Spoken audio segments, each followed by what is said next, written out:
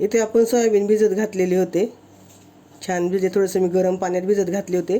गरम पाण्यात भिजत घातले ना की त्याचा थोडासा उग्र वास असतो, तो निघून जातो. लसूण, आलं, कोथिंबीरचे देठ घेतलेत आपण आणि टमाटा घेतला आहे. आता हे सगळं आपण मिक्सरला बारीक करून घेऊया. आपल्या इथं फ्राय पॅन तापला आहे, त्यामध्ये तेल ओतूया. त्यामध्ये थोडंसं जिरं, दालचिनीचा तुकडा, एक तेजपत्ता, मसाले चांगले परतून घेऊ. त्यामध्ये एक कापलेला कांदा, कांद्याला छान गुलाबी कलर येईपर्यंत आपण परतून घेऊ.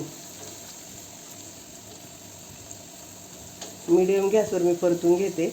इथं कांद्याला आपला छान कलर आलेला आहे. त्यामध्ये आपण वाटण टाकून घेऊ. गॅस मी बारीक केला आहे. मिक्स करूया. आपण मिक्सरच्या भांड्यामध्ये वाटण वाटलं होतं, त्यात अगदी 2 चमचे पाणी ओतले, ते ओतून घेतले. मसाला वाया नाही घालवायचा. आणि इथं मी परत मीडियम गॅस केला आहे. आता मीडियम गॅसवर आपल्याला परतून घ्यायचं, त्याला तेल सुटेपर्यंत. इथं आपलं टोमॅटो आणि कांदा छान परतून झालेला आहे. कांदा आपण ऑलरेडी परतवला होता, टोमॅटोची बारीक प्युरी करून टाकली होती. तिला छान आता तेल सुटले. आता त्यामध्ये आपण टाकूया मसाले. हळद, धनिया पावडर, आपल्या साठवणीचा मसाला आहे आणि थोडीशी जिरा पावडर. मिक्स करून घेऊया आपण. तर तुमच्याकडे जर साठवणीचा मसाला नसेल तर तुम्ही हळद, धनिया पावडर, गरम मसाला किंवा गरम मसाला नसेल तर किचन किंग मसाला वापरला तरी चालेल आणि लाल मिरची पावडर एवढं टाकून केलं तरी चालेल. आपण मीडियम गॅस केला आहे, त्यावर आता छान मसाले परतून घेऊया आपले. तुम्ही मसाला जेवढा छान परतणार तेवढी आपल्या भाजीला चव छान येते.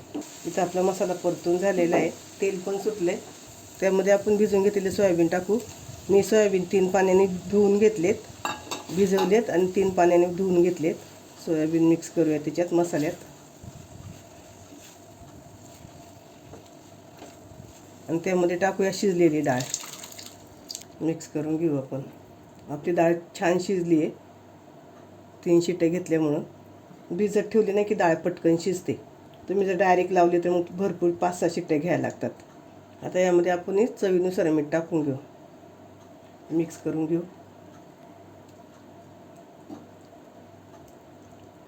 त्याच्यावर एक वाफ येईपर्यंत आपण झाकण ठेवून घेऊ. आपण झाकण काढूया. आपल्या डाळ आणि सोयाबीनच्या भाजीला छान उकळी आली आहे. मी थोडीशी पातळ धरली आहे, एकदम घट्ट नाही धरली, कारण चणा डाळ टाकली. नंतर थंड झाली ना की ती घट्ट होईल. वरतून थोडीशी कोथिंबीर मिक्स करून घेऊया. इथं आपली तयार झाली सोयाबीन आणि चणा डाळीची भाजी.